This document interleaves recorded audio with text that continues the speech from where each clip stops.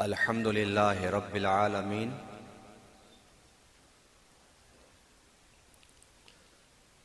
والصلاة والسلام على سيد الأنبياء محمد المصطفى وعلى آله المجتبى أما بعد فأعوذ بالله من الشيطان الرجيم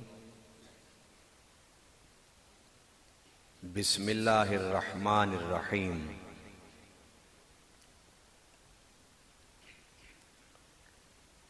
إنا أعطيناك الكوثر صدق الله العظيم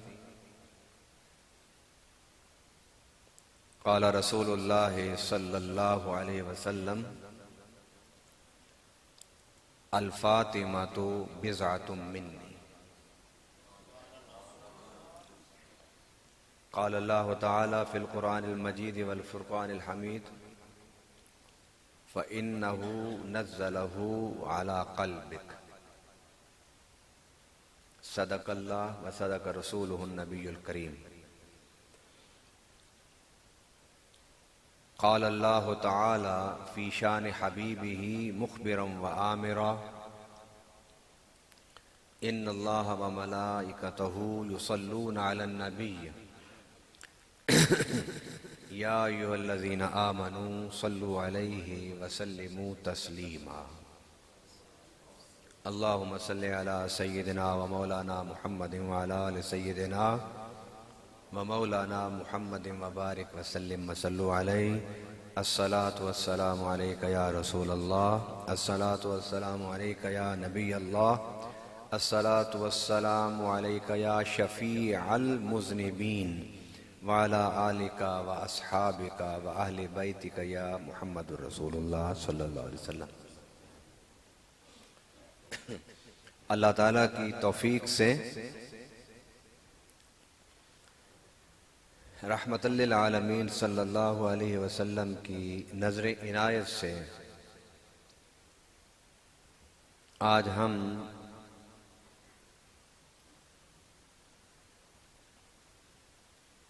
احترام صحابہ اور محبت اہل بیت کے موضوع پر قرآن و سنت کی روشنی میں سننے کے لیے یہاں جمع ہوئے ہیں۔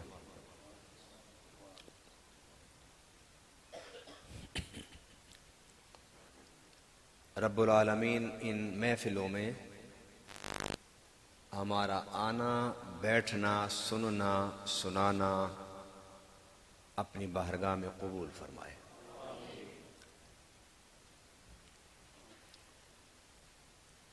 آج کے اس کانفرنس کا عنوان بڑا ایمان افروز ہے اور اس کے ساتھ ساتھ آج کے حالات میں اس عنوان اور اس موضوع کی بڑی ضرورت ہے۔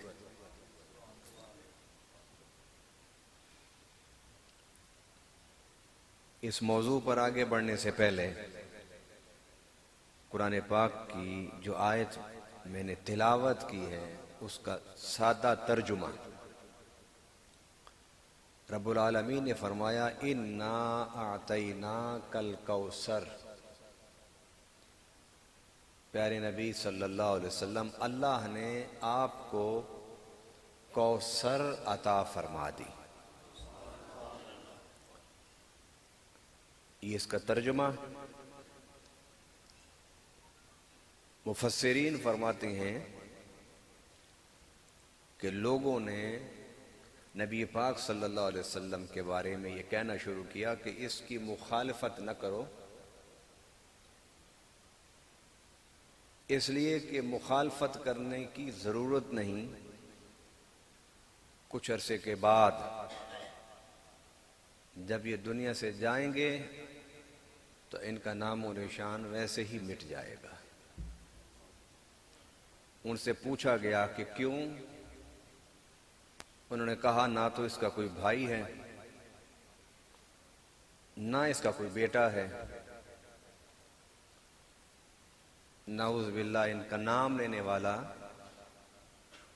کون ہوگا؟ مفسرین کرام فرماتے ہیں کہ جب سیدنا امام حسن اور حسین کی ولادت ہوئی تو رب نے اعلان فرمایا، پیارے تیرا دشمن ذکر اس کا مٹ جائے گا، ہم نے تجھے خیر کثیر عطا فرما دیا ہے۔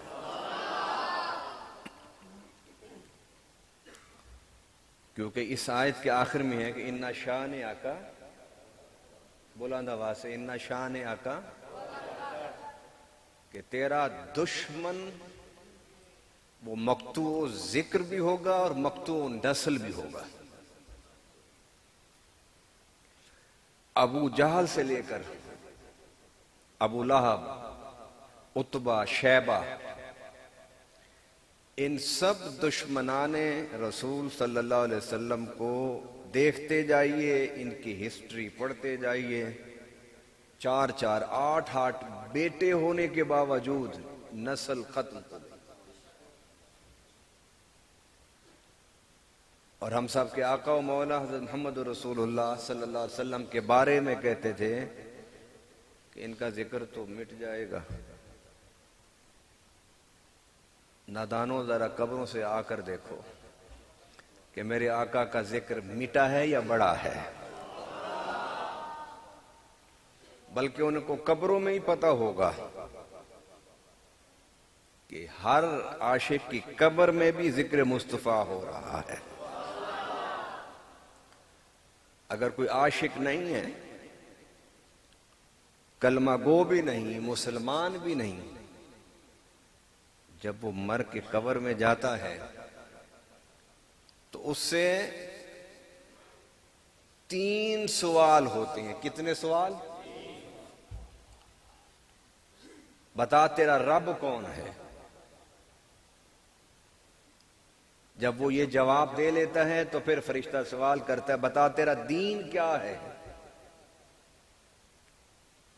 جب وہ یہ بھی جواب دے لیتا ہے تو پھر اللہ فرشتے سے کہتا ہے، اس کو کہو کہ اب جو سوال ہو رہا ہے اس پر تیری نجات کا دار و مدار ہے۔ تو فرشتہ سوال کرتا ہے، ما کنت تقول فی حق ھذا الرجل محمد۔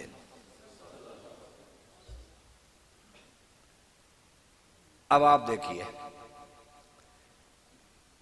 کافر ہو، مشرک ہو، بے دین ہو، منافق ہو، مومن ہو، عاشق ہو، موحد ہو، کوئی بھی ہو، اردو بولتا ہو، پنجابی بولتا ہو، سرائکی بولتا ہو، انگلش بولتا ہو، سنسکرت بولتا ہو، ہندی بولتا ہو، کوئی بھی زبان بولنے والا ہو، قبر میں اس سے سوال ہوتا ہے،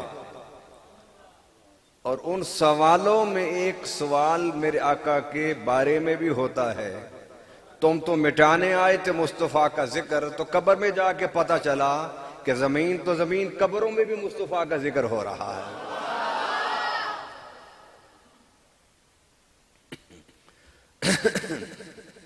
تو فرمایا اِنَّ شَانِئَکَ هُوَ الْأَبْتَرُ، پیارے تیرا دشمن اور تیری آل کا دشمن، ذکر تو اس کا ختم ہونا ہے۔ میں یہاں ضمناً ایک بات کرتا جاؤں، کیونکہ میں گزشتہ 16 سال سے میڈیا پر بیٹھ کے لوگوں کو اللہ کے رسول کی دین اور تبلیغ اور ہدایت کی بات کرتا ہوں۔ گزشتہ 10-12 سال سے میں نے ٹی وی سکرین سے ہٹ کر جلسوں میں بھی تقریر کرنا شروع کی۔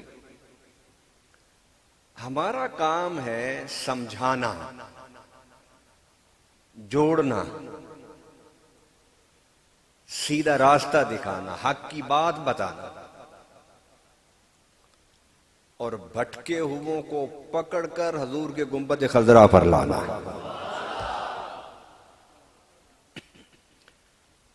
یزید جب اس کے دربار میں سیدنا امام زین العابدین پہنچے تو اس نے کہا کہ یہ تو ساری عورتیں ہیں، یہ مرد کون ہے؟ کیونکہ اس کے ذہن میں یہ تھا کہ میں نے تو خانوادہ رسول کو مٹا دیا۔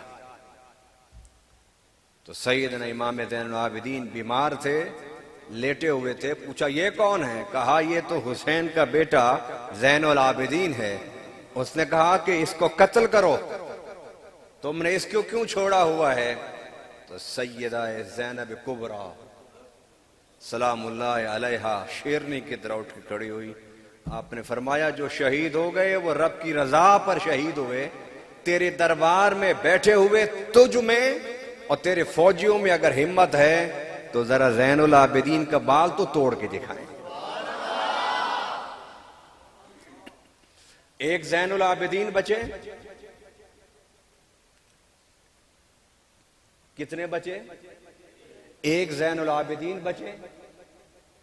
آج ساتوں بر اعظموں پر ہمارے آقا کی اولاد موجود ہے،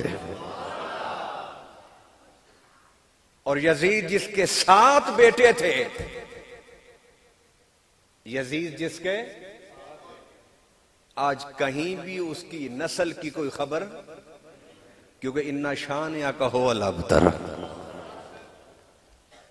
تو میں پیارے جو تیرا دشمن ہوگا، تیری آل کا دشمن ہوگا، میں اس کو اس طرح کاٹ کے صاف کر دوں گا جس طرح کوئی گاجر اور مولی کاٹ کے پھینک دیتا ہے۔ تو امام حسن و حسین پیدا ہوئے تو رب کا قرآن بولتا ہے، فرمایا انا آتیناک الکوثر،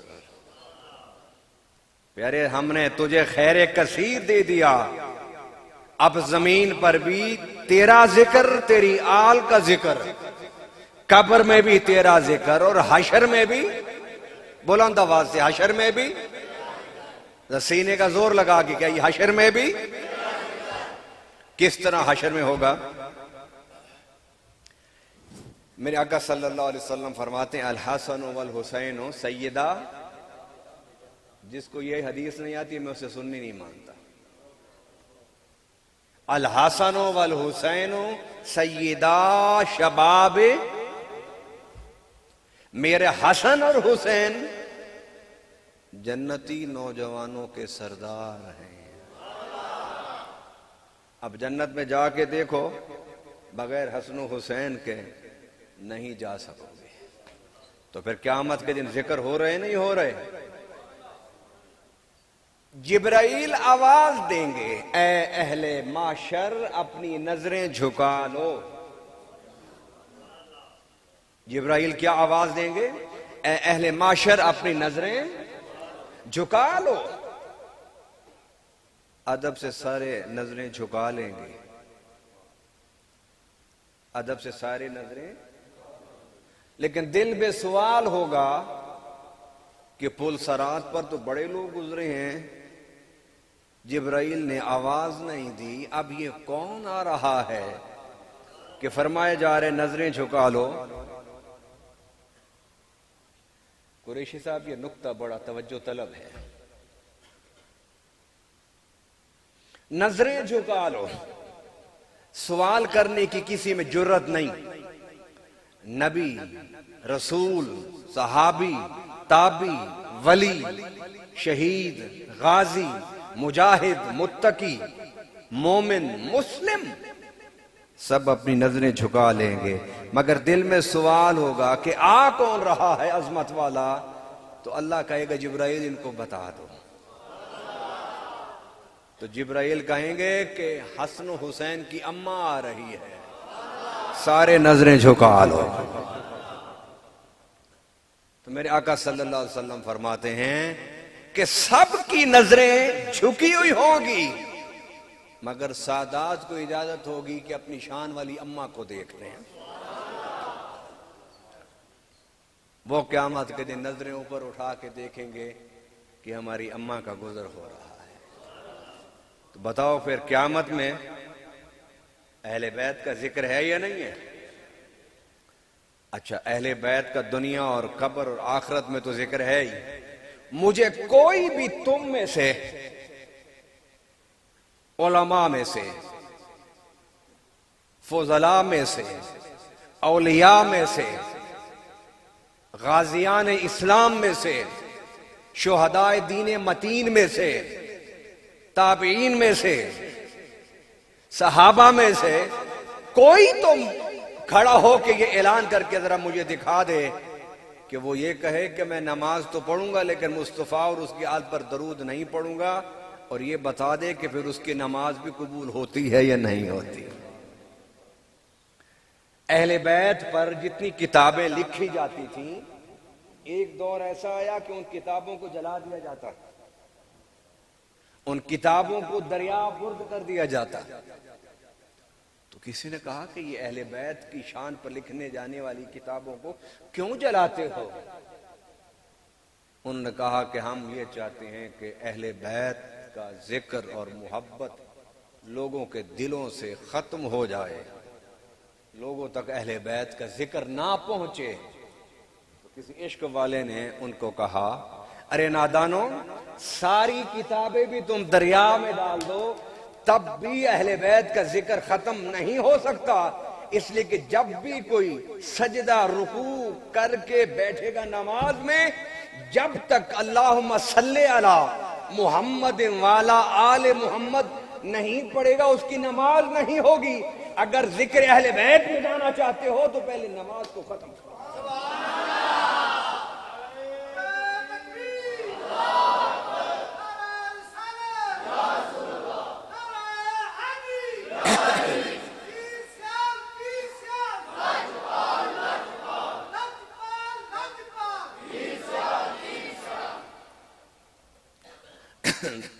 بہت تھوڑے وقت میں نے تقریر کرنی ہے، اس لیے کہ مجھ سے پہلے میرے بیٹے نے تقریر کی ہے، تو اس کا اور میرا ٹائم ملا کے گھنٹہ سوا گھنٹہ کافی ہے۔ ایسے ٹھیک ہے نا؟ میں نے بچوں کو اس لیے ساتھ رکھا ہوا ہے کہ بچوں کو پتہ چلے کہ ہمارا ابا کیا کرتا ہے۔ باپ دین کی تبلیغ کر رہا ہوتا ہے، بیٹا سکول کالج میں پڑھ رہا ہوتا ہے، باپ جب مرتا ہے تو اس بیٹے کو کلخانی پر پتہ چلتا ہے کہ میرا ابا کیا کام کرتا تھا۔ پھر دین پڑھے بغیر سمجھے بغیر باپ کی سیٹ پر بیٹھتے ہیں۔ میرے آقا نے فرمایا خود بھی گمراہ ہوتے ہیں، دوسروں کو بھی گمراہ کرتے ہیں۔ میں نے اپنے بچوں کی غیر نصابی سرگرمی ہوتی ہے نا، ایک تو پڑھنا پڑھانا ہوگا نا، درسی سرگرمی ہوتی ہیں، دوسری غیر نصابی۔ تو غیر نصابی سرگرمیوں میں عام بچے کوئی کرکٹ رکھتا ہے، کوئی فٹ بال رکھتا ہے، کوئی میپ لکھتا ہے، کوئی کارٹون بناتا ہے۔ میں نے کہا بیٹا آپ کی تعلیم ضروری ہے، کیونکہ علم کے بغیر آپ ہدایت نہیں دے سکتے کسی کو۔ تعلیم ضروری ہے، اور تعلیم کے بعد آپ کی غیر نصابی سرگرمی کیا ہے کہ قرآن پڑھو، حدیث پڑھو، تفسیر پڑھو، تاریخ پڑھو، صحابہ کو پڑھو، اہل بیت کو پڑھو، اور دیکھو کہ میں کیا کر رہا ہوں، تاکہ تمہیں پتہ چل جائے، زندگی میں سیکھ جاؤ کہ دین کی خدمت کرنی ہے۔ دین کی آپ نہیں چاہتے کہ علماء کے بچے دینی خدمت کریں؟ چاہتے ہیں آپ؟ تو بولیے نا، آپ نے دین کی، دین کے نام پر دکانداری نہیں چمکانی۔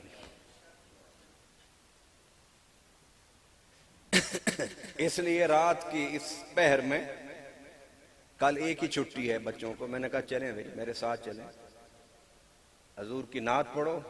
میں نے کہا تم تقریر کرو تاکہ تم مجھے دیکھو اور میں تمہیں دیکھوں، تم مجھے دیکھو کہ میں کیا کر رہا ہوں، اور میں تمہیں دیکھوں کہ میں نے تمہیں کتنا سکھایا اور کتنا لائک کیا۔ آج ہم میں سب سے بڑا المیہ یہ ہے کہ پیر مر جائے، اس کا خلیفہ 80 سال کا بھی ہے، سفید داڑھی والا، اس کو پیر کی مسند پر نہیں بٹھائیں گے۔ پیر کی مسند پر وہی بیٹھے گا جو اس کا بیٹا ہے، خواہ وہ خلاف سنت چلتا ہو، منہ پر داڑھی نہ ہو، بے نمازی ہو، جاہل ہو، بیٹھے گا وہی۔ پیر باپ کی سیٹ پر کیوں ایسے ہے؟ اگر تمہیں شوق ہے کہ تم نے اپنے باپ کی مسند پر بیٹھنی ہے تو پھر باپ والا علم، تقوی اور دین کی خدمت کا جذبہ پیدا کرو۔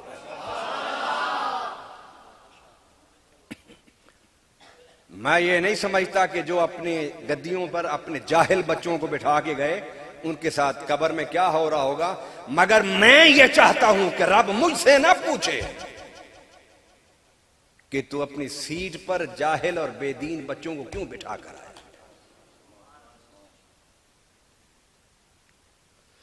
اللہ اکبر۔ فرمایا نظریں جھکا لو کہ میرے نبی کی بیٹی کا گزر ہو رہا ہے۔ اب میں یہاں پر ایک آپ کو مزے کی حدیث سنا دوں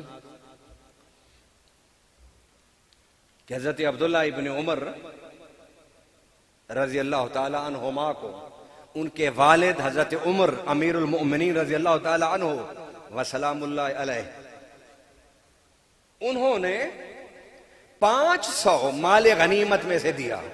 کتنا دیا؟ ذرا بلند آواز سے بولیے۔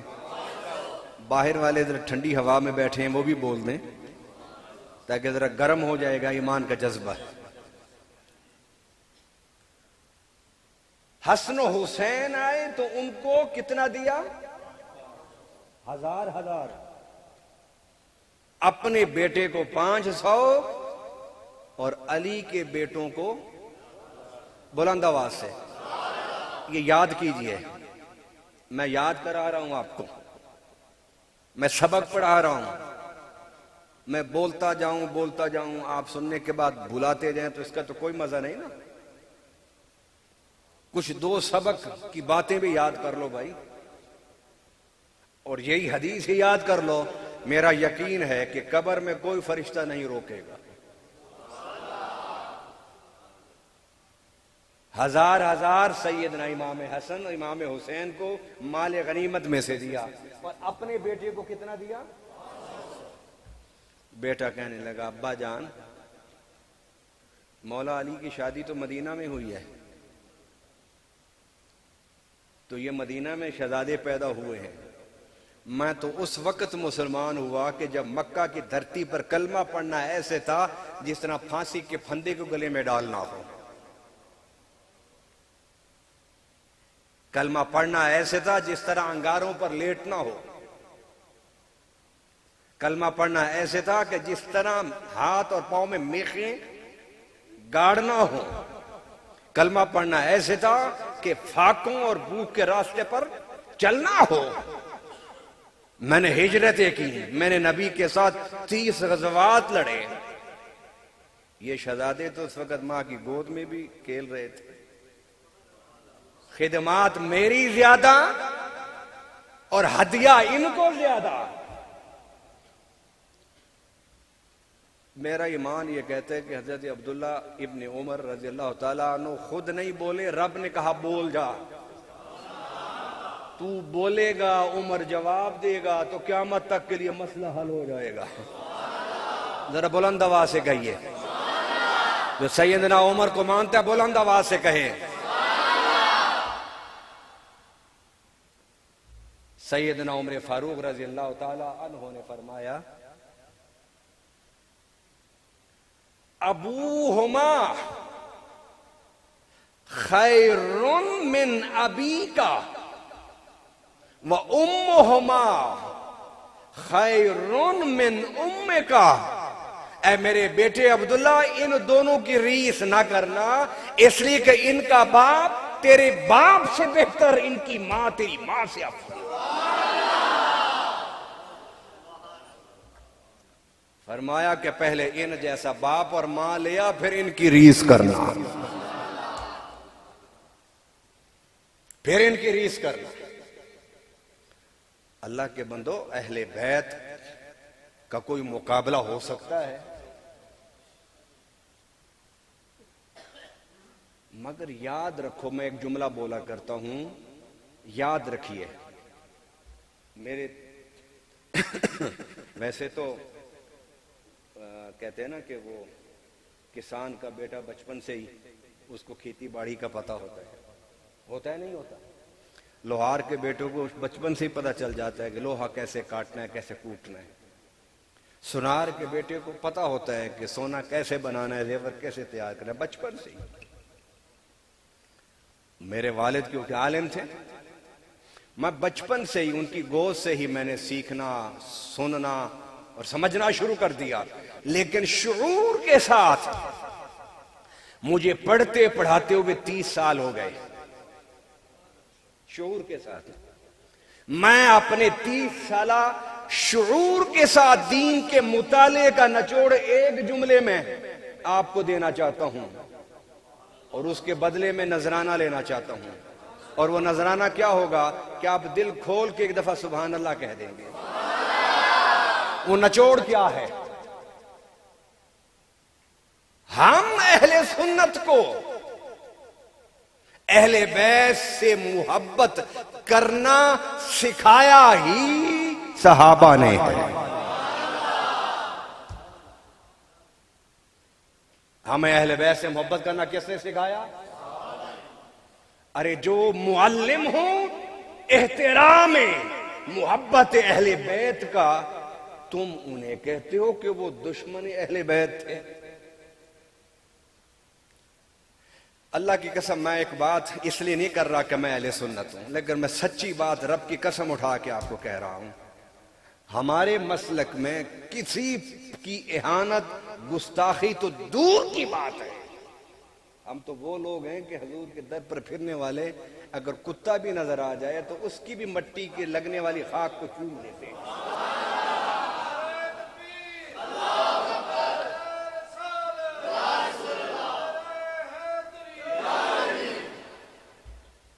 گستاخی تو دور کی بات ہے، گستاخی کا شائبہ بھی نہیں ہے۔ ارے شائبہ تو دور کی بات ہے، ہم تو حضور کی در اقدس کی گلیوں میں پھرنے والے کتوں کی خاک کو بھی اپنی آنکھ کا، بلند آواز سے، اپنی آنکھ کا۔ میں آپ کو حضور شیخ الاسلام خواجہ قمر الدین سیالوی کا ایک فرمان سناؤں آپ کو؟ جو سننا چاہتا ہے وہ دونوں ہاتھ کھڑے کر کے سبحان اللہ کہے۔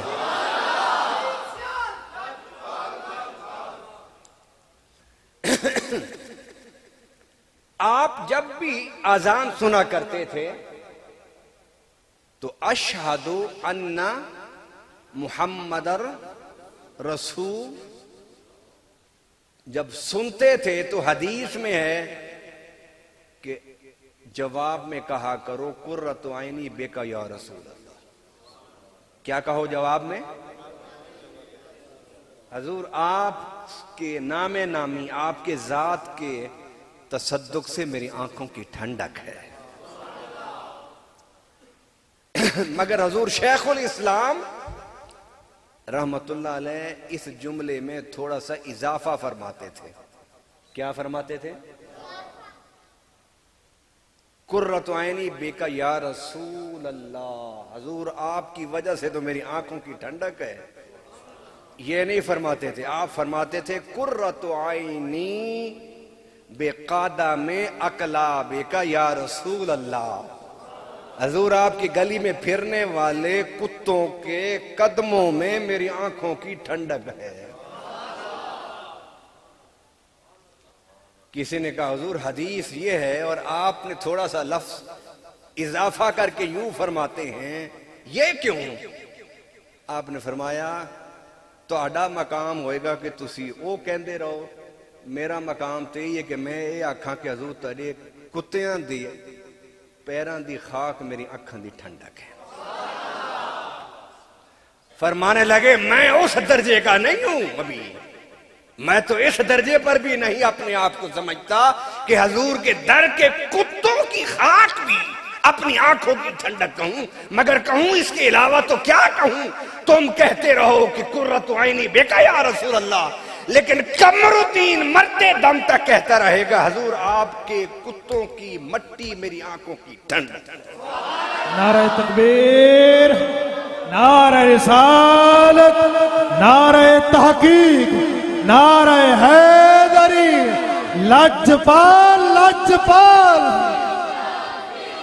پیر سیال پیر سیال علماء حق اہل سنت. یہ شیخ الاسلام کا جو لفظ ہے نا، یہ سجتا ہے حضور قمر الدین سیالوی پر. بعد میں جتنے اپنے آپ کو شیخ الاسلام کہتے رہیں مگر یہ لفظ ان پر سجتا نہیں ہے. یہ لفظ ان پر سجتا ہے. موضوع میرا ادھر ادھر جا رہا ہے، میری گھڑی پر بھی نظر ہے، اور میں جو سوچ کے آیا ہوں کہ کچھ ضروری باتیں آپ کو سمجھا کے جاؤں گا.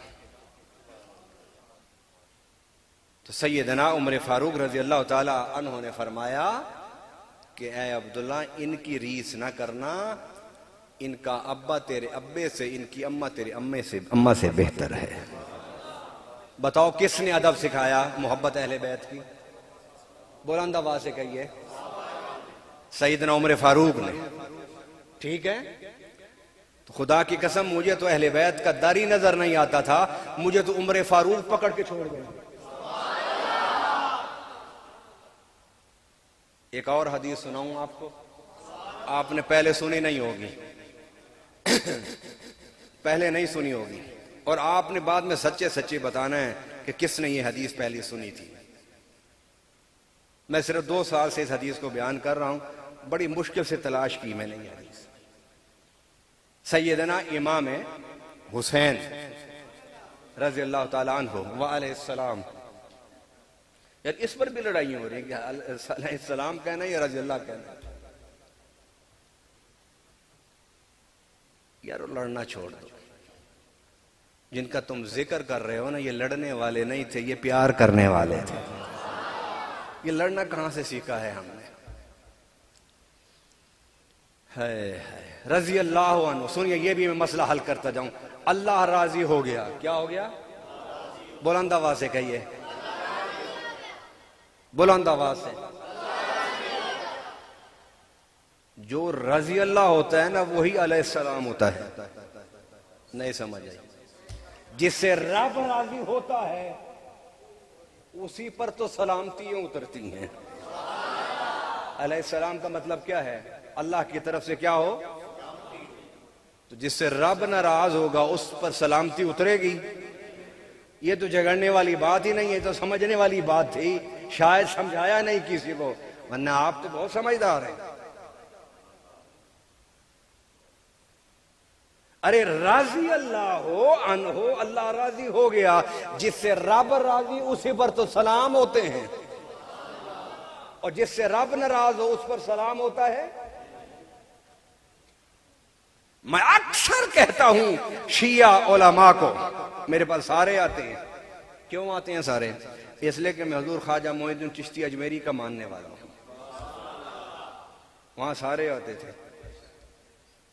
میں کیوں ڈروں کسی سے کہ فلان آئے میرے پاس، فلان آئے. آؤ سارے آؤ، آؤ سارے آؤ، آتے جاؤ اور مصطفیٰ کی علم کی خیرات پاتے جاؤ.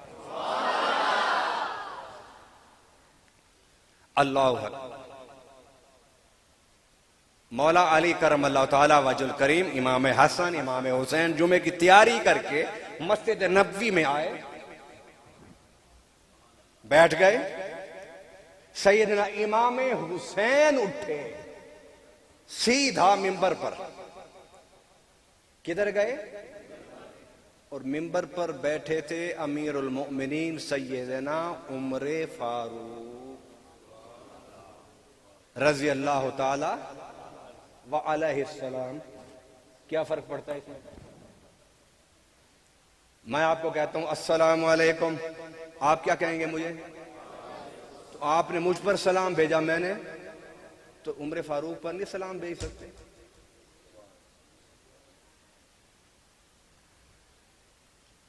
سیدھا سیدنا امام حسین آئے، منبر پر عمر فاروق بیٹھے تھے، ایسے پکڑا، قمیص کو پکڑا، کہنے کے عمر کھڑے ہو جاؤ. عمر کھڑے ہو گئے، کہا منبر سے اتر جاؤ. اتر گئے ممبر سے. سیدنا علی کرم اللہ تعالی وجہ الکریم رضی اللہ تعالی عنہ وعلیہ السلام کھڑے ہو گئے. اور کہنے لگے عمر اللہ کی قسم میں نے اس کو کچھ نہیں کہا.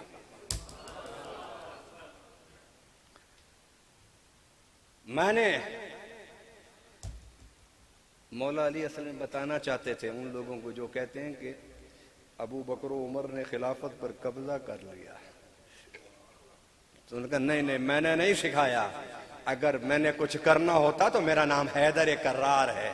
میں خود بات تم سے کر سکتا تھا, بچوں سے کیوں کرواتا میں.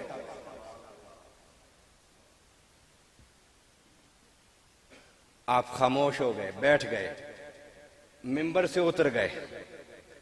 جب اتنی حدیث, ہمارے جو سنی ہے نا وہ یہ حدیث نہیں بیان کرتے. وہ کہتے ہیں کہ ہمارے جو نوجوان ہیں لوگ کم پڑھے لکھے ہیں, دوسرا مطلب نہ لے لیں کہ حضور کے شہزادے نے عمر فاروق کو منبر سے اتار دیا, گویا اہل بیت راضی نہیں تھے. میں نے کہا آدھا دین سمجھو گے تو پریشان رہو گے, پورا دین سمجھو نا. اتر گئے نیچے اور سیدنا امام حسین نے کہا عمر جاؤ اپنے نانا کے منبر پر بیٹھ کے خطبہ دو. بلند آواز سے کہو حسنین کریمین کا ذکر ہے, سینہ کا زور لگا کے کہو تاکہ پتہ چلے کہ صحابہ کا ذکر ہو تب بھی ہمارے سینوں پر, اور اہل بیت کا ذکر ہو تب بھی ہماری آنکھوں پر. اللہ اکبر.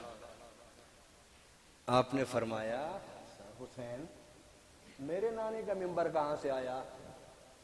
آسمان کے نیچے زمین کے اوپر اگر منبر ہے تو صرف تیرے نانا کا ہے. تھوڑی دیر کھڑے رہے, پھر حضرت امام حسین کہتے ہیں اچھا چلو پھر بیٹھ کے خطبہ دو.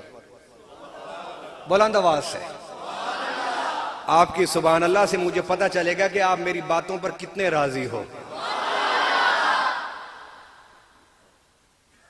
بیٹھو خطبہ دو. واپس جا کے بیٹھ گئے. اب یہاں پر عشق والوں نے کہا گھبراؤ نہیں اس واقعے سے,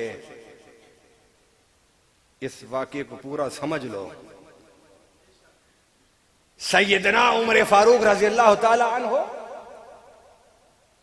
منبر پر بیٹھے خلیفہ بن کر, حسین نے اتار دیا پھر بٹھا دیا. گویا یہ اعلان تھا کہ پہلے امت نے عمر کو خلیفہ بنایا, منبر پر بٹھایا, اب حسین نے عمر فاروق کی خلافت پر مہر لگا دی.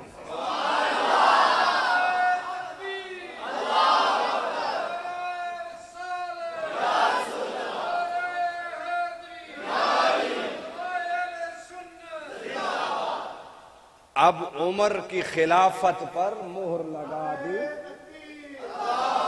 نعرہ رسالت, نعرہ تحقیق, نعرہ حیدری.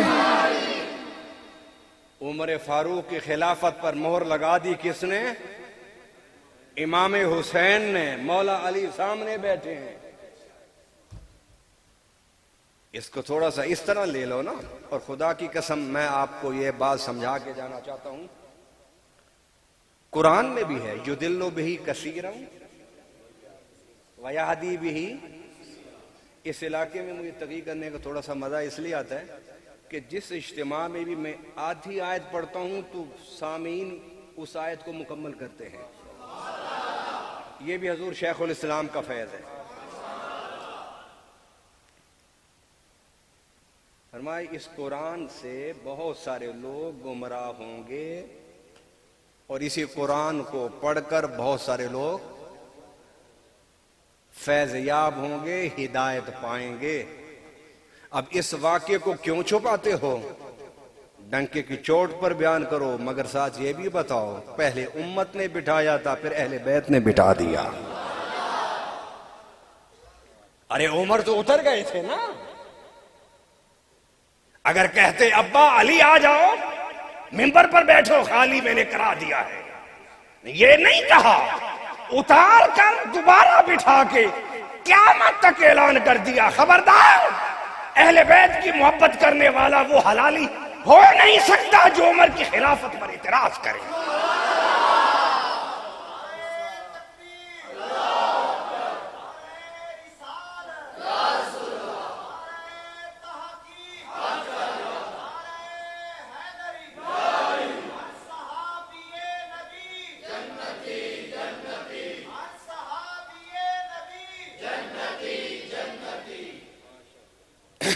مجھے یہ بتائیے کہ یہ جو بال ہے یہ کھال کے اندر ہے، کھال بال سے اور بال کھال سے جدا، جہاں بھی ذکر شروع کرو گے اہل بیت کا اس کا سرا صحابہ سے نکلے گا، اور جدھر سے بھی صحابہ کا ذکر شروع کرو گے سرا اہل بیت تک جائے گا۔ یہ تو ہم نے دکانداریاں بنائی ہوئی ہے نا، کوئی صحابہ کا ٹھیکیدار بن گیا، کوئی اہل بیت کا۔ ہمیں شیخ الاسلام خواجہ قمر الدین سیالوی نے بتایا ہے یہ ہیں ٹھیکیدار اور ہم ہیں دین کے خدمتگار۔ یہ ٹھیکیداری اور ہوتی ہے اور خدمت گزاری، ہم خدمتگار ہیں۔ کسی بھی، میں اس کو سننے نہیں مانتا کہ جس کی زبان پر اہل بیت کی توہین کا ایک لفظ آ جائے، آپ مانیں گے اس کو؟ ہاتھ اٹھا کے کہ مانیں گے اس کو؟ اور جو صحابہ کے خلاف ایک جملہ بولے ہم اسے بھی اہل سنت؟ ارے اہل سنت تو وہ گلدستہ ہے کہ جس گلدستے میں توحید کا پھول ہے، عشق رسول کا پھول ہے، عظمت صحابہ کا پھول ہے، محبت اہل بیت کا پھول ہے اور غلامی اولیاء کا پھول ہے۔ سارے پھول اگر نظر آئیں گے تو اہل بیت کے گلدستے میں نظر آئیں گے۔ ایسے ہے یا نہیں؟ لیکن دشمن نے ہمیں بھی بانٹ دیا، ہمیں بھی تقسیم کر دیا۔ مجھے دکھ ہے، میں کسی بھی سنی کے خلاف کوئی بات نہ کرتا ہوں نہ سنتا ہوں، یہ ہمارے گھر کا معاملہ ہے، لیکن مجھے نہیں سمجھ آتی کہ اس گھر کے معاملے کو چوک اور گلیوں اور سڑکوں میں کون لے کر آیا۔ خدا را خدا را خدا را، میں ان مولویوں سے ان پیروں سے ہاتھ جوڑ کے کہتا ہوں کہ ہم سب یا رسول اللہ کہنے والے ہیں، ہمیں یہ اختلافات چوک چراہوں پر حل کرنے کے بجائے بند کمروں میں بیٹھ کے حل کرنا چاہیے۔ ایسا ہونا چاہیے نہیں ہونا چاہیے؟ اور آپ لوگ یہ اپنے اندر شعور پیدا کریں، اگر کوئی اہل سنت کا مولوی ممبر پر بیٹھ کے اہل سنت کو تقسیم کرنے کی باتیں کرے تو کھڑے ہو کے اس کی گستاخی نہ کرو، ہاتھ جوڑ دو خدا کے لیے کہ موضوع بدل دو۔ یہ تو کر سکتے ہو نا۔ آئیے بات کو میں ختم کرتا ہوں۔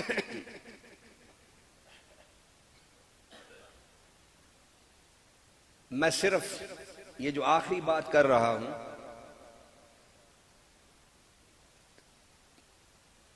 کبھی یار زندہ صحبت باقی، پھر میں کسی اگلے خطاب کے لیے ایک موضوع آپ کو دے کے جا رہا ہوں۔ آخری بات بھی ہے، ایک موضوع بھی ہے۔ حضرت مولا علی کرم اللہ تعالی وجہ الکریم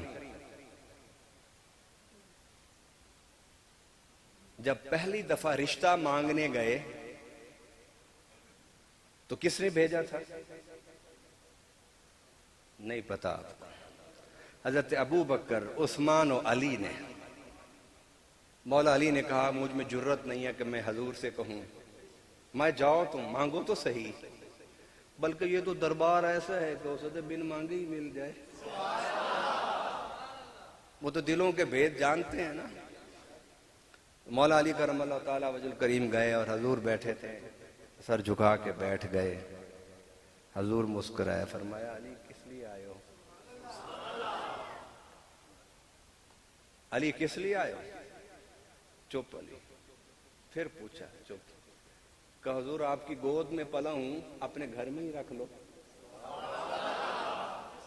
آپ کی آغوش میں نے پرورش پائی ہے، میرا کون ہے آپ کے سوا؟ حضور نے فرمایا ٹھہر جاؤ۔ حضور نے آنکھیں بند کی، پھر آنکھیں کھول کے عرش کی طرف دیکھا، فرمایا جا علی تجھے مبارک ہو، عرش پر تیری منگنی کی خوشیاں ہو رہی ہیں۔ واپس آئے، علی کا چہرہ نکھرا ہوا تھا، چمک رہا تھا، دمک رہا تھا۔ ابو بکر نے سینے سے لگایا، عمر نے لگایا، عثمان نے لگایا، علی تیرا چہرہ بتاتا ہے کہ بات بن گئی ہے۔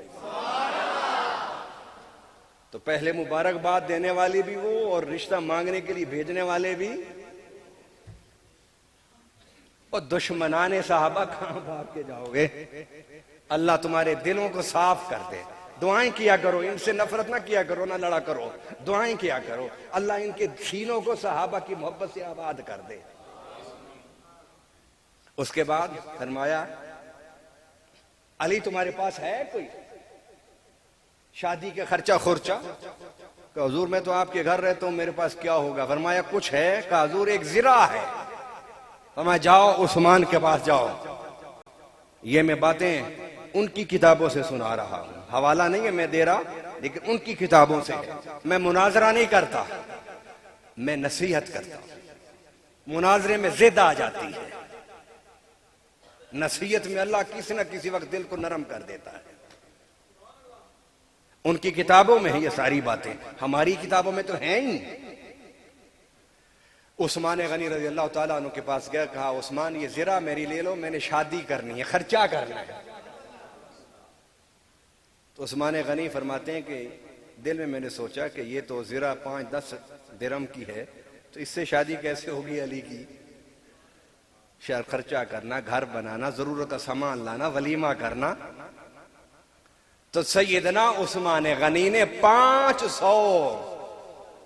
50 کی بھی ذرا نہیں تھی، 500 درہم علی کو دے دیے. کہا علی یہ لو 500 درہم میں تمہاری ذرا خریدتا ہوں. اور حضور نے بھی عثمان کی طرف بھیجا، فرمایا تھا کہ عثمان میری باتیں سمجھتا ہے.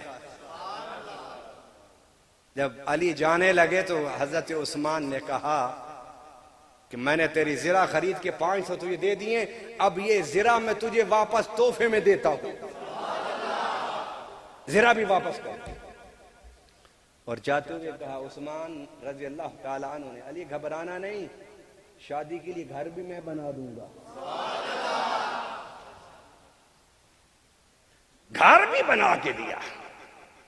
اور جب اب میں بڑے اختصار کے ساتھ، آپ نے اچھا کیا گھڑی میرے سامنے لگا، ورنہ میں نے رائے صاحب سے کہا تھا کہ مجھے 11:15 بجے بتا دینا ہے کہ 11:15 بج گئی ہے. اللہ اکبر. جب نکاح ہونے لگا تو میرے آقا نے فرمایا علی جاؤ ابو بکر عمر عثمان کو بلا کے لاؤ. یا رسول اللہ کیوں؟ آ جائیں گے، بلایا ہوا ہے شادی میں. فرمایا شادی کے لیے نہیں، گواہی کے لیے.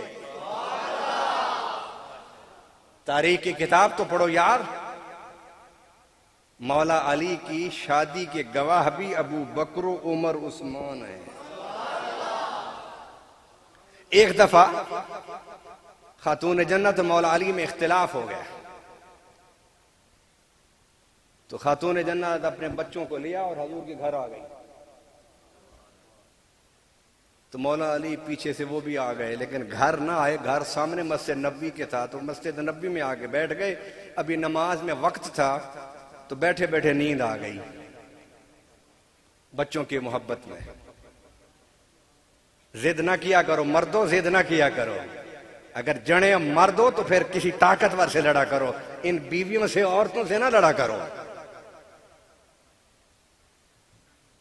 جو تمہاری بیوی ہے وہ کسی کی بیٹی ہے، جو تمہاری بیوی ہے کسی کی بہن ہے. تمہاری بیوی کسی کا لخت جگر ہے. تمہارے گھروں میں بھی بیٹیاں ہوں گی، نہیں ہیں تو آنے والی ہوں گی. اگر اپنی بیٹیوں کی خیر چاہتے ہو تو دوسروں کی بیٹیوں کی خیر مناؤ.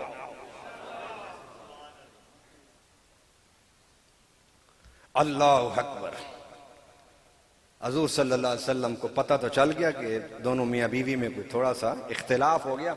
اب اس پر بھی یہ کہانی کہتے ہیں اختلاف کیوں ہوا؟ کبھی وہ انسان نہیں تھے؟ بھائی صحابہ اور اہل بیت انسان نہیں تھے؟ بولیے نا. کوئی فرشتے تو نہیں تھے نا؟ انسانوں میں ہو جاتا ہے. نبی کی بیویوں کا قصہ قرآن میں نہیں ہے نا قصہ. لوط کی بیوی، حضرت نوح کی بیوی، خود نبی پاک صلی اللہ علیہ وسلم کی ازواج مطہرات کا واقعات قرآن میں موجود ہے. حضور باہر آئے تو دیکھا کہ علی سو رہے. آپ نے علی کے پاؤں کے اوپر ایسے پاؤں رکھا، علی کے پاؤں کے اوپر ایسے دبایا. فرمایا قوم یا ابا تراب، ابو تراب اٹھو کھڑے ہو جاؤ۔ علی کھڑے ہوئے، میرے آقا نے فرمایا تیری صلح میں کراتا ہوں، لیکن جا ابو بکر عمر عثمان کو بلا کے لا، ان کی موجودگی میں صلح کراؤں گا۔ جس طرح تم دونوں کے نکاح کے گواہ وہ تھے، تمہاری صلح کے گواہ بھی میں انہیں بناؤں گا۔ دونوں کی کتابوں میں ہے، نہ ہم بیان کرتے ہیں نہ وہ۔ ہم تو اس لیے نہیں بیان کرتے تو ہم تو پڑھتے ہی نہیں نا کتابیں، کچھ پڑھیں تو پتہ چلے۔ آگے چلیے، مولا علی کرم اللہ تعالی وجہ الکریم کے 27 اولاد تھی۔ کتنی اولاد تھی؟ 27 بچوں میں ایک بچے کا نام ابو بکر، دوسرے کا نام عمر، تیسرے کا نام عثمان۔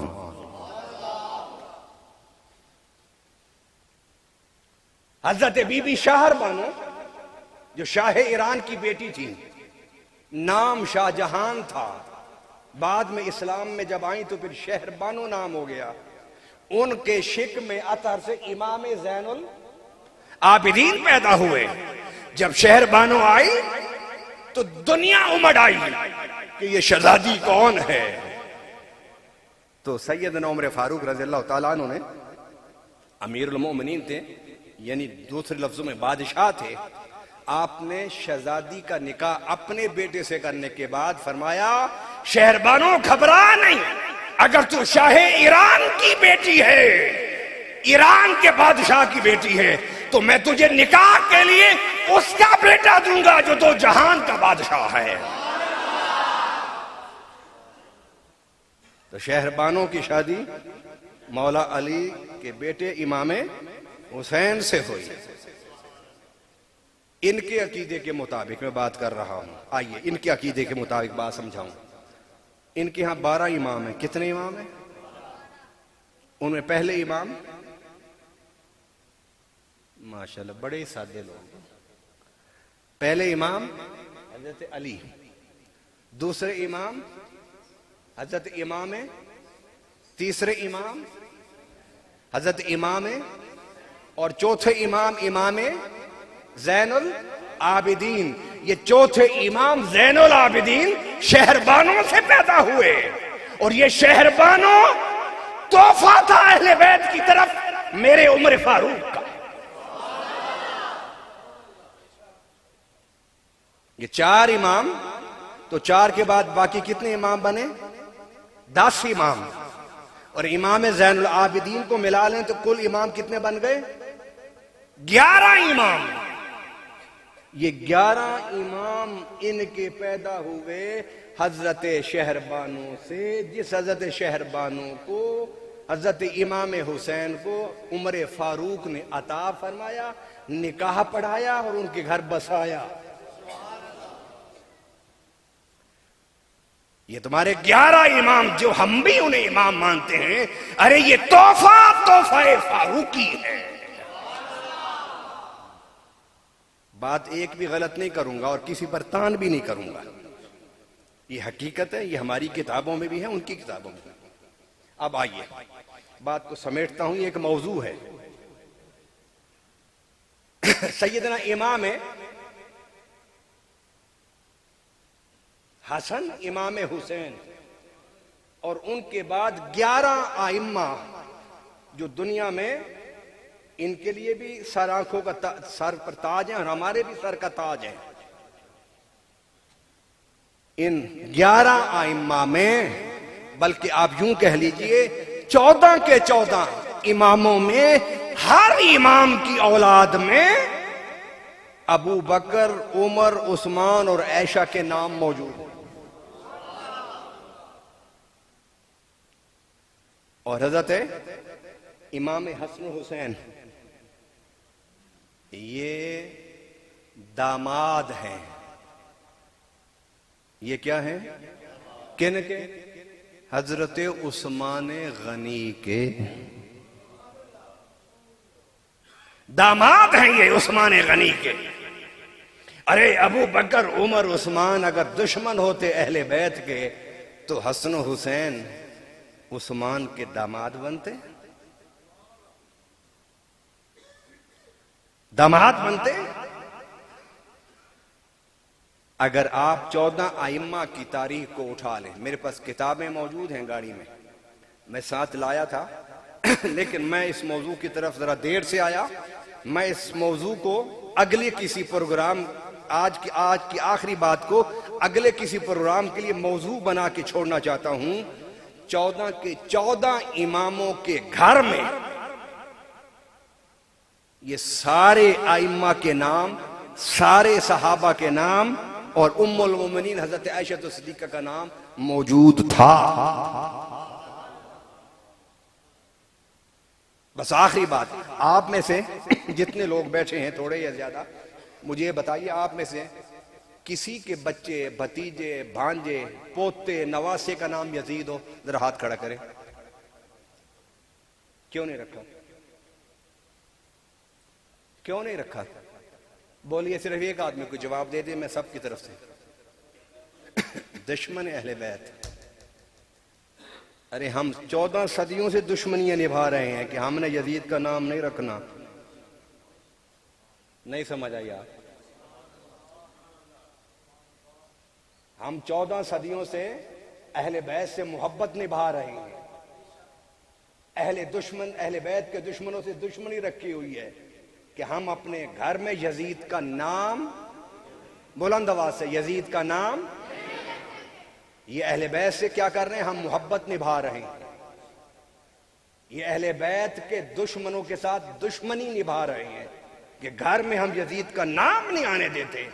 ارے یہ اگر صحابہ اہل بیت کے دشمن ہوتے ہیں، مولا علی سے خلافہ چینی ہوتی، بی بی فاطمہ سے فدق چینا ہوتا، تو اپنے بچوں کے نام مولا علی نے ابو بکر، عمر، عثمان رکھا۔ امام زین العابدین کے بچوں کا نام ان پر۔ اور ایک اور پتے کی بات بتا رہا ہوں، جائیے، آج گوگل ہے نا آپ کے پاس موبائل، اس میں گوگل کھولیے اور لکھیے کہ شہدائے کربلا۔ اس میں کیا لکھیں؟ نوجوانوں کو شرم و حیا کی طرف آؤ، اپنی راتوں کو گناہوں کی آلودگی سے سیاہ کرنے کے بجائے دین کے نور سے آباد کرنا سیکھو۔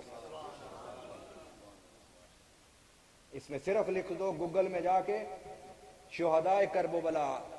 اگر ان شہدائے کربلا میں ابو بکر، عثمان، عمر کا نام نہ ہو، میں سنیہ چھوڑ دوں گا۔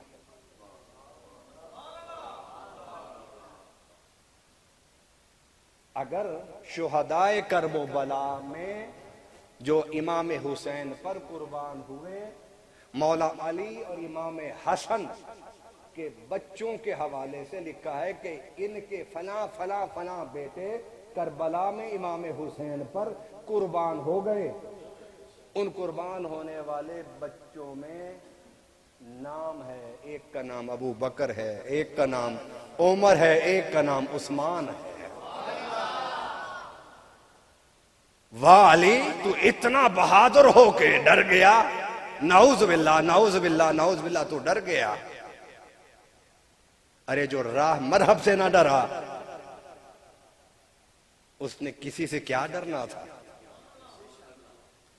یہ کہتے ہیں کہ تیرے گھر کو جلایا، تیرے بیٹے محسن کو مارا، تیری بیوی پر تشدد کیا، تیرے گلے میں رسا ڈال کے مدینہ میں گھسیٹا، تو عجیب آدمی ہے۔ نعوذ باللہ، تو عجیب آدمی۔ میں ان کو سمجھانے کے لیے کہہ رہا ہوں، میری کیا مجال کہ میں علی سے ایسی بات کروں کہ تیرے گھر کو اجاڑنے والے، خلافت چھیننے والے، باغ فتق پر قبضہ کرنے والے، تو ان کے ناموں پر اپنے بچوں کے نام رکھ رہا ہے۔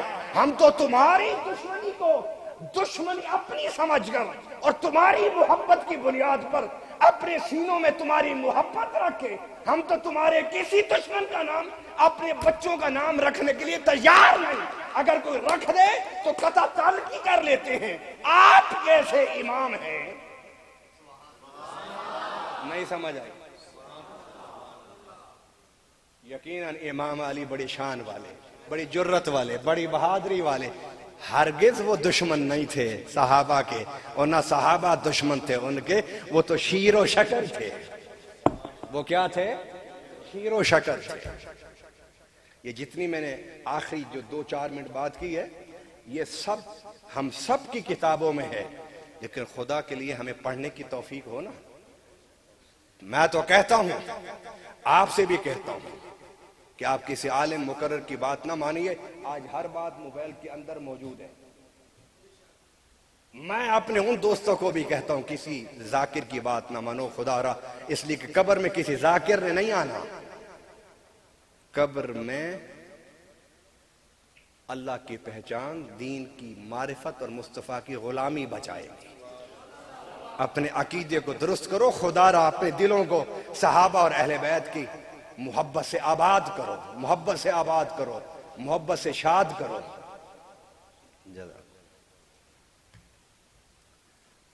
میری دعا ہے کہ رب العالمین ہم سب کو ان سے محبت عطا فرمائے جن سے میرے آقا پیار کرتے تھے۔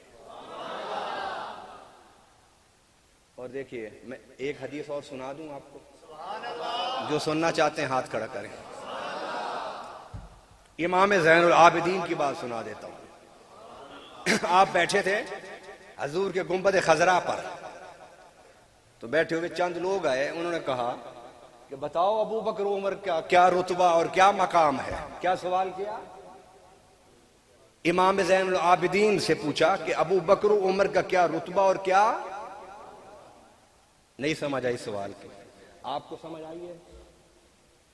کیا سوال کیا؟ مسجد نبوی میں بیٹھے ہوئے گنبد خضرا کی طرف اشارہ کر کے کہتے ہیں بتاؤ امام زین العابدین کہ ابو بکر عمر کا کیا مقام ہے؟ سناؤں جواب آپ کو؟ اور میرا یقین ہے کہ آپ جھوم جائیں گے۔ آپ نے فرمایا ان کا جو اب مقام ہے وہی پہلے مقام تھا۔ نہیں سمجھ آئی؟ میں پھر وضاحت کرتا ہوں۔ انہوں نے اشارہ کیا، بتاؤ ابو بکر عمر کہاں ہیں؟ کہا کہ روضہ کے اندر ہیں۔ کہا جس طرح یہ آج قریب ہیں ہمیشہ قریب ہیں۔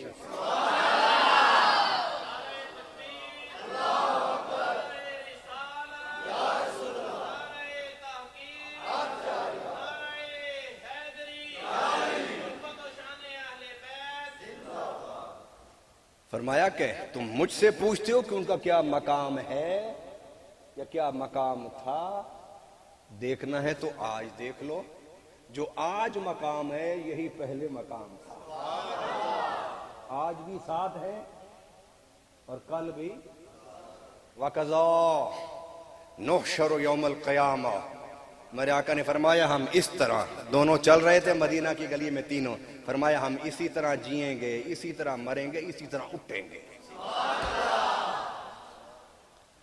اور اس سے پہلے ایک حدیث ہے، فرمایا تم جانتے ہو کہ حضور کہاں پیدا ہوئے؟ کہاں پیدا ہوئے؟ مکہ میں۔ وصال کہاں ہوا؟ مدینہ میں۔ اور مدفن کہاں پر ہے؟ عائشہ کا، ام المؤمنین رضی اللہ تعالی عنہا کا حجرہ مبارک۔ کیوں؟ پیدا مکہ میں ہوئے، دفن یہاں ہوئے۔ فرمایا اس لیے کہ جہاں سے مٹی لی جاتی ہے دفن بھی وہیں کیا جاتا ہے۔ فرمایا بس یہیں تو رک کیوں جاتے ہو؟ آگے بھی تو دیکھ لو، جو دائیں بائیں سوئے ہوئے ہیں، اس کا مطلب یہ ہے کہ جب اللہ نے کہا ہوگا مٹی لاؤ، میں مصطفیٰ کا رخ والضحیٰ سجانا چاہتا ہوں، تو رب نے کہا ہوگا مٹی ذرا چوکھی لے کے آئیں، اس لیے کہ ایک مکھڑا مصطفیٰ دا، دوسرا صداقت دا، تیسرا عمر فاروق۔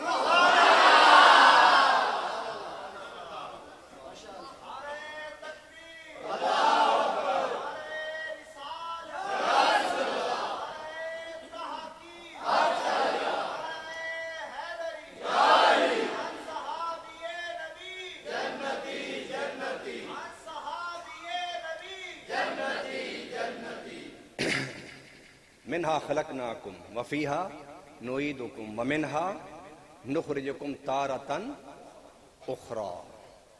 فرمایا تم دیکھتے نہیں کہ یہ تینوں یہاں کیوں ہیں؟ اس لیے کہ رب نے جب بنایا نا مٹی اٹھا کے تو ایک ہی مٹی سے تینوں کو بنایا، ایک ہی مٹی سے تینوں کو بنایا۔ اور یہ حضرت علی کا حوالہ میں بیان کر کے گھڑی کو دیکھتا ہوں دل کرتا ہے بات ختم کر دوں، آپ کے جذبوں کو دیکھتا ہوں دل کرتا ہے ایک اور سنا جاؤں۔ حضرت علی سے ہے کہ جب سیدنا ابو بکر کا وصال ہونے لگا فرمایا علی کو بلا کے لاؤ۔ نعوذ باللہ، دشمنوں کو کوئی بلاتا ہے؟ مرتے وقت کن کو بلاتا ہے؟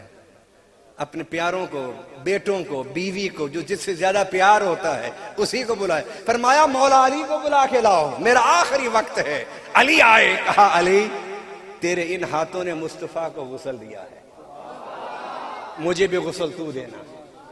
تیرے ان ہاتھوں نے مصطفیٰ کو کفن پہنایا ہے، مجھے بھی تو ہی کفن دینا۔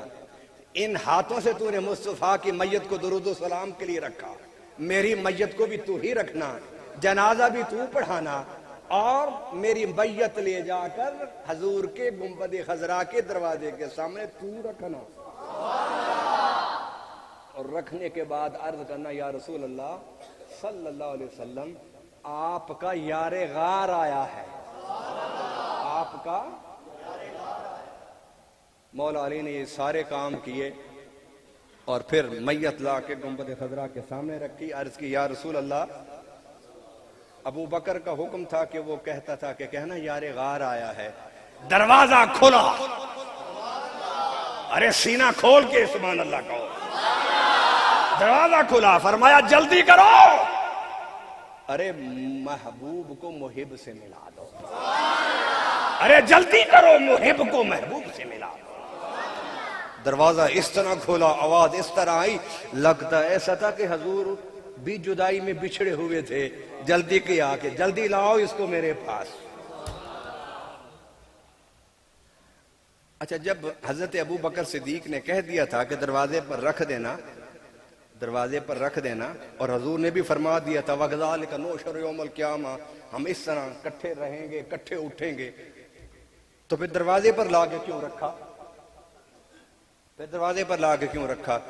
حضور صلی اللہ علیہ وسلم کے سچے غلام ابو بکر ایک اور عقیدے کی بھی وضاحت کرنا چاہتے تھے۔ وہ عقیدہ کیا؟ کہ میری جنازے کو باہر رکھنا، بس کہنا کہ حضور غلام آیا ہے، کہ اس کا کیا فائدہ ہوگا؟ فرمایا اس کا فائدہ یہ ہوگا کہ جو ابو بکر صدیق کے نعرے لگاتے ہیں ان کا عقیدہ ذرا درست ہو جائے گا۔ نہیں سمجھے؟ اب میں دوسری طرف تھوڑا سا سمجھانا چاہتا ہوں۔ کس طرح؟ فرمایا کہ صداقت ابو بکر زندہ باد، عدالت عمر زندہ باد، عثمان کے حیا زندہ باد۔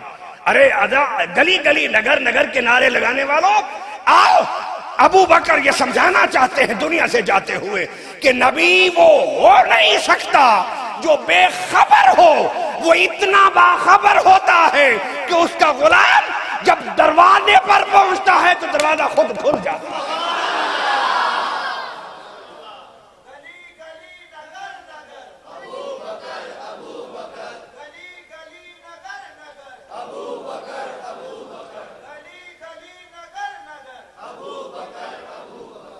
فرمایا کہ ابو بکر یہ عقیدہ صاف کرنا چاہتے تھے کہ اگر مجھ سے پیار کرنا ہے تو یہ عقیدہ بنا لو کہ نبی قبر میں ہوں تو تب بھی سب کچھ جانتے ہیں۔